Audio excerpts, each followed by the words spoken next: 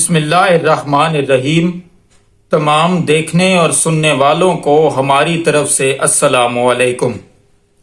آپ دیکھ رہے ہیں میرا یوٹیوب چینل اور میں ہوں ساجد حسین۔ دوستو، علماء کسی بھی معاشرے کا خوبصورت چہرہ ہوتا ہے۔ علماء ہوں تو معاشرے کے اندر ایک خوبصورتی ہوتی ہے، ہر بندہ ان کی رسپیکٹ بھی کرتا ہے اور ہر بندہ ان کی وجہ سے پہچانا بھی جاتا ہے۔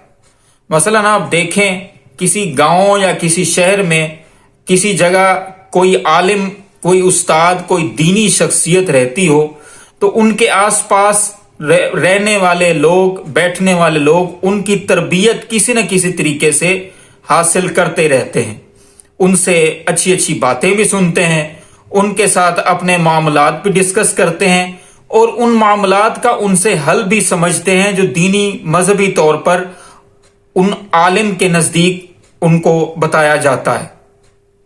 مثلا آپ دیکھیں کہ مولانا ثاقب رضا مصطفی بہت خوبصورت بات کرتے ہیں، بہت میٹھی بات کرتے ہیں۔ مولانا طارق جمیل صاحب، ان کی دعا بہت اچھی لگتی ہے، وہ بہت خوبصورت باتیں کرتے ہیں اور کوشش کرتے ہیں کہ ان لوگوں کو دین کے قریب لائیں جو فیمس پرسنالٹیز ہیں۔ مثلا پچھلے کچھ سالوں میں ہم نے دیکھا کہ ایک بہت ہی زیادہ تنازعات میں گری پرسنالٹی، ایک ایکٹرز وینا ملک، آپ نے نام سنا ہوگا، انہوں نے مولانا طارق جمیل صاحب سے تربیت حاصل کی، اور بھی بہت سارے لوگ ہیں جنہوں نے مولانا طارق جمیل صاحب، مولانا ثاقب رضا مصطفی اور آج کل ماشاءاللہ اللہ تعالیٰ انہیں خوش رکھے انجینئر محمد علی مرزا صاحب، انہوں نے بھی مذہبی طور پر کافی چیزیں بتائی ہیں۔ بہت سارے لوگ ان سے فائدہ بھی حاصل کرتے رہتے ہیں، بہت سارے لوگ ان کی باتیں سنتے ہیں اور ان پر عمل کرتے ہیں۔ عمران ریاض خان صاحب جو جرنلسٹ ہیں، فیمس جرنلسٹ ہیں، انہوں نے بھی ایک دن بتایا کہ مجھے نماز کی عادت نہیں تھی، میں نے انجینئر محمد علی مرزا صاحب کی باتیں سنی اور مجھے نماز کی عادت ہو گئی۔ بہت خوبصورت بات ہے کہ مذہب کے اندر باتیں عمل کرنے کے لیے لوگ باتیں سنتے ہیں اور پھر ان پر عمل کرتے ہیں۔ اسی طرح سرفراز علی شاہ صاحب، جن کو میں خود ملا، اور اشفاق احمد صاحب، ان کی بھی باتیں میں سنتا اور پڑھتا ہوں، ان کا زاویہ بہت اچھا ہے، اور واصف علی واصف رحمۃ اللہ علیہ، اب وہ اس دنیا میں نہیں ہیں لیکن ان کی باتیں بھی سننے کے قابل ہیں۔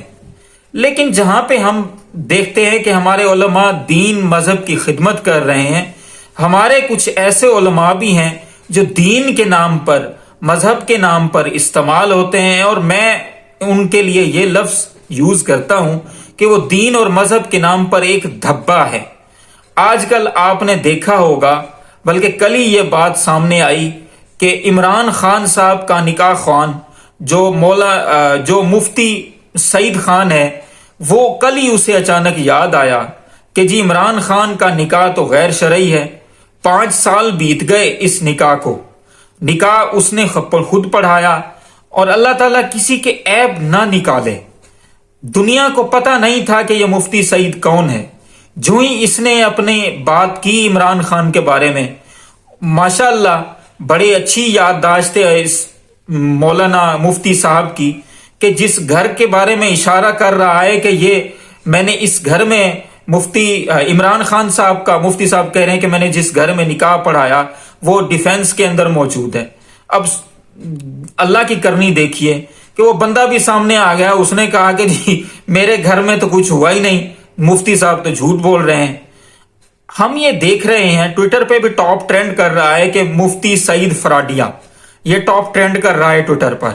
بہت سارے لوگ اب ماشاءاللہ سے، اللہ تعالیٰ خیر و عافیت رکھے، جنرل ریٹائرڈ امجد شعیب صاحب نے بھی ان کے بارے میں ایک بات کی ہے، مولانا وہ جو مفتی صاحب ہیں ان کے بارے میں۔ اب وہ کہہ رہے ہیں کہ جی میں تو اس بندے کو 35 سال سے جانتا ہوں، یہ تو کسی کے لیے کچھ بھی کر سکتا ہے۔ اب یہ بندہ، اس کی اپنی بیوی اس سے طلاق لے گئی، کیوں لے گئی؟ رات کو گندی موویز دیکھتا تھا۔ اب یہ حالت ہے اس مفتی صاحب کی۔ اور دوسری بات مفتی صاحب کے بارے میں یہ بتائی گئی ہے، اور یہ مقبول جان صاحب جو کسی تعارف کے محتاج نہیں، انہوں نے یہ بات بتائی ہے کہ یہ عمران خان صاحب سے کہتا تھا کہ میری بہن سے شادی کر لیں۔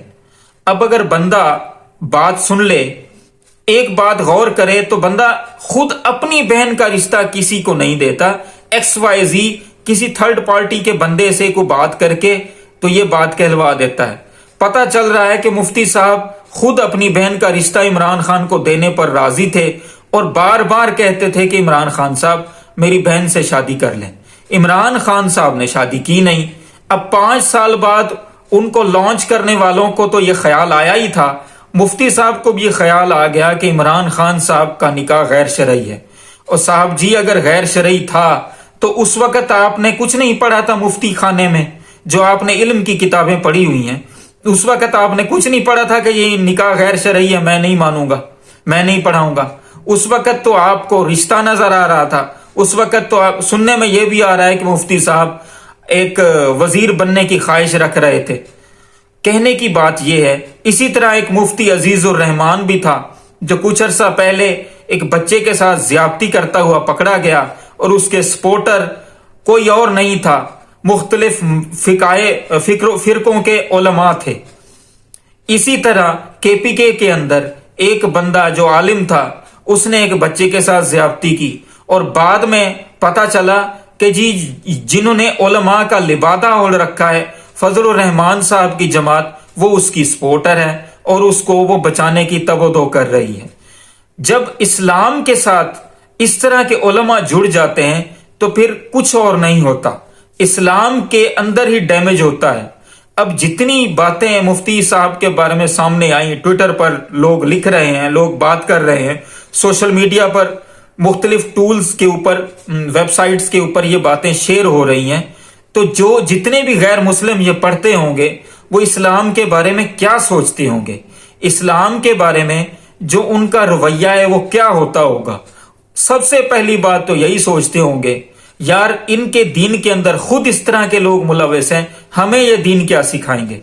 دیکھیں کتنی شرم کی بات ہے، کتنی پریشانی والی بات ہے کہ اس پیارے مذہب کے اندر ہمارے اس طرح کے لوگ بھی شامل ہو گئے ہیں، جن کو پیسوں کے لیے، جن کا کچھ بھی کر سکتے ہیں، وہ پیسوں کے لیے اپنی ماں تک کو بیچ سکتے ہیں، وہ پیسوں کے لیے اپنے باپ کو بھی قربان کر سکتے ہیں، وہ پیسوں کے لیے اپنی ہر چیز کو قربان کر سکتے ہیں۔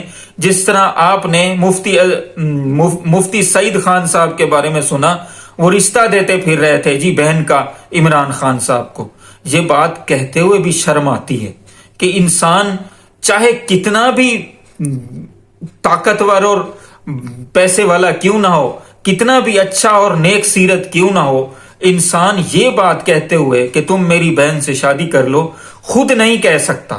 یہ میرا اپنی بات ہے، ہو سکتا ہے آپ سب اس سے اختلاف کریں، ہو سکتا ہے اختلاف نہ کریں، اتفاق کریں۔ میں دعا یہی کرتا ہوں آخر میں کہ یا اللہ ہمیں اور ہمارے مذہب اور ہمارے اس ملک کو اس طرح کے لوگوں سے بچا۔ اور آخر میں ان لوگوں کو مشورہ دیتا ہوں جن لوگوں نے اس بندے کو لانچ کیا۔ اور ایک بات اور بھی اس بندے کے بارے میں بتاتا چلوں، اس کے بارے میں سنا تھا کہ یہ آخری عشرے میں، رمضان شریف کے آخری عشرے میں عمرے پر جا رہا ہے۔ اب عمرے پر جاتے جاتے یہ واپس آ گیا، کسی کے کہنے پر آیا اور اس نے عمران خان کے خلاف بیان عدالت میں دے دیا۔ میں مشورہ ان لوگوں کو دیتا ہوں جو اسے لانچ کرنے والے ہیں کہ یار اگر عمران خان کے اوپر آپ نے 150 مقدمات بنا کر، عمران خان کو گولیاں مروا کر، عمران خان کے گھر کے اوپر، عمران خان کے گھر باقی لوگوں کے اوپر تشدد کروا کر اور باقی اس طرح کی ساری ایکٹیویٹی کروا کر آپ نے کچھ حاصل نہیں کیا، آپ اب عدت اور نکاح حرام اور حلال پر آ گئے ہیں، تو میرا خیال ہے کہ آپ کو عمران خان سے صلح کر لینی چاہیے، کیونکہ اس نے اب تک آپ سب کو چت کیا ہے اور آپ سب کو شرمندہ کیا ہے۔ اس بندے کا ظرف تو دیکھیں، اس بندے کی ساری باتیں اس نے چھپا کر رکھی، نہ خود بتائیں نہ کسی اور کو بتانے دی، لیکن وہ آج کل سوشل میڈیا پہ ایک پنجابی کا محاورہ بھی چل رہا ہے کہ جن نے خان نو ستایا انہیں رکشا ہی چلایا۔ اب یہ بندہ رکشا ہی چلائے گا कैरियर इसका खत्म हो गया, अगर ये मुकदमा आगे चलता है तो मुझे 99.9% उम्मीद है इस बंदे को सजा हो जाएगी, क्योंकि इसने गैर शरई बात की है। और बंदा देखे कि एक बंदा पोर्न एडिक्टेड है जिसकी वजह से उसकी बीवी उससे तलाक ले गई, तो पाक साफ कैसे रहता होगा। इसने जनाजे भी पढ़ाए होंगे, इसने कुरान मजीद भी पढ़ाए होंगे, इसने फतवे भी दिए होंगे। देखने की बात यही है, अल्लाह ताला हम सबको इन जैसे बहरूपियों से बचाए। अल्लाह ताला आपको आसानियां दे और आसानियां तकसीम करने की भी तौफीक दे। अपने आसपास दोस्तों और रिश्तेदारों का ख्याल रखिए और हमारे इस चैनल का भी आपका बहुत बहुत शुक्रिया।